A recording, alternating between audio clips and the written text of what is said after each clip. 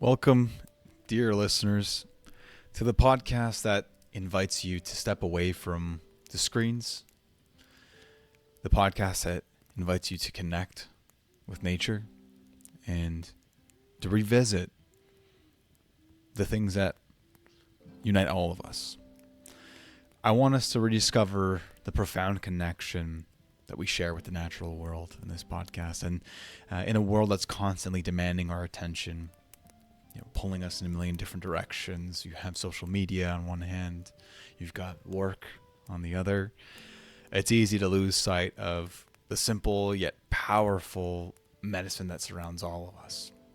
And that's found in the rustling leaves, the whispering wind that will flow through the air, carrying sounds to us, sun on our skin, feeling that warmth, and then the grounding feeling of the earth, the soil beneath our feet and between our toes.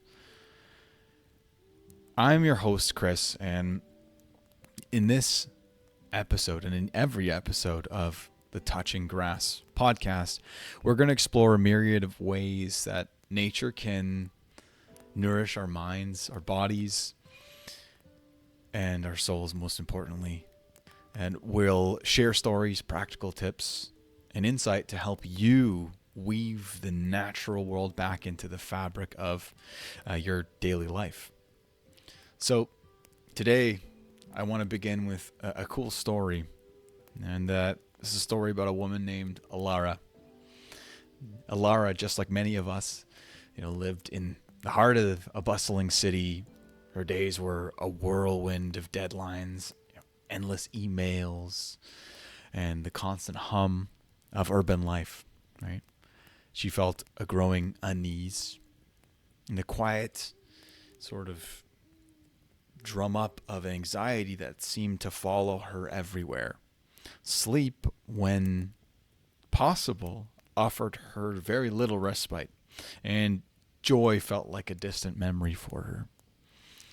So one particularly draining afternoon, she was staring blankly at her computer screen, and she remembered something that her grandmother used to say: when your spirit feels uneasy and heavy, child, go sit beneath an old tree. Let its strength remind you of your own. And she hadn't thought of that in many, many years, but her grandmother had lived a simple life in the countryside, and her days were intertwined with the rhythm of nature. So she remembered her grandmother always sort of speaking to the benefit of nature. And that was a powerful reminder to her. So Alara, in sort of an impulsive moment, felt that yearn that she couldn't ignore. And that weekend, she decided to take a drive out, and she didn't have a specific destination in mind, just a pull towards greenery, forestry, and escape from the city. So hours later, she found herself in a winding country road, surrounded by rolling hills and dense woods. She pulled over, turned off the engine, and for the first time in what felt like ages, she heard silence. A profound silence filled the air. Just the chirping of unseen birds, the rustling of the leaves, the trees swaying in the wind. Alara stepped out of her car, and the air was different there. She felt, as she respired and took the air in, a clean, crisp, and fresh feeling. The scent of damp earth, pine needles that release a cool, almost astringent pungency that helps us feel invigorated and alive. There was a small path leading into the woods from where she parked, and with a deep breath, she began to walk. Sunlight filtered through the leaves, and on the forest floor she could see the light and the shadow interwoven. Each step crunched softly on the fallen leaves with a rhythm that seemed to slow her racing thoughts. Deeper into the woods she ventured, and the sounds of the city were fading behind her. She noticed the intricate patterns on the bark of the trees, the delicate veins on a fallen leaf, and the tiny wildflowers pushing through the mossy ground.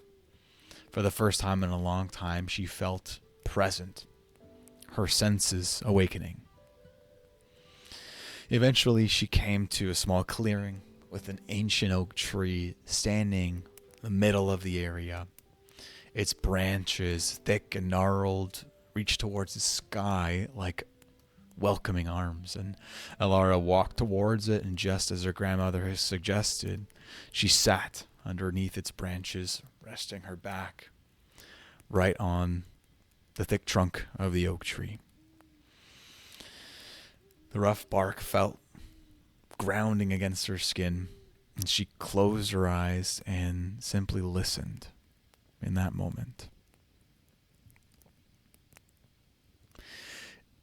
Nature, in moments of anxiety and turmoil, can very often speak to us words of wisdom, right? Something that when we get into the swing of things with work, we tend to forget. And it's powerful to remind ourselves of these moments time and time again, and of the power that nature gives us to be able to use it effectively. So, Alara's experience, while a personal journey for her, resonates with a growing body of scientific evidence that really purports that spending time in nature isn't just a pleasant pastime, but it has tangible benefits for our mental and physical well-being. There are many studies that show that exposure to the natural environment can lower stress hormones like cortisol, reduce blood pressure, and improve our mood significantly. So, take it from the Japanese. Their practice of Shinrin-yoku, forest bathing, involves mindfully immersing oneself in the atmosphere of the forest and being present, feeling the bark of a tree, running your hands through tall grass and feeling each blade as it touches your skin, seeing the immense color that's around you, the greens of the plant life and the browns of tree trunks, the different colors of the sky depending on the time of day, blue, indigo, yellow, orange, red even. All of that coming together to create a sensory experience that can pull us away from our day-to-day and allow us to almost reset. It's very powerful. And like Alara's story told us, when we can take those moments and separate, we can come back reinvigorated and ready to handle the next day. And in her story, she traveled far. She took her car and drove for quite a while before she reached a point where she felt like she could truly separate from the city. But you can do this anywhere. You can go out to the one lone tree that you may see in the park along the forest edge, or the plant that you have growing on your balcony. You don't need to be in the forest or the countryside to be able to experience the benefits of Shinrin-yoku and forest bathing. You could simply find one plant that is growing through the cracks of the concrete, and the beauty in that can already give you something to look forward to and something to connect with.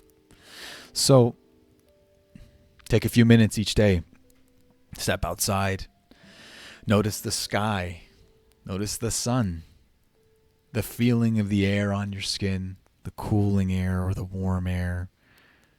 Listen to the sounds around you, the wind, birds, even that distant hum of the city can have its own rhythm.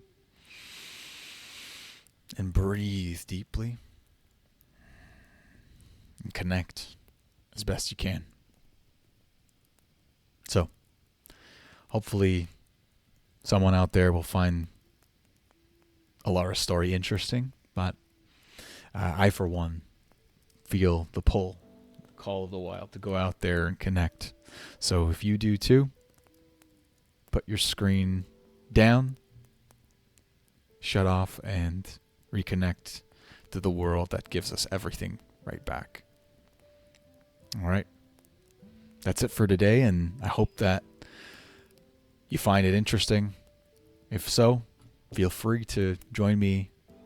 You can leave your stories below in a comment, and then subscribe to the channel for more podcast videos like these. So, look forward to seeing you again.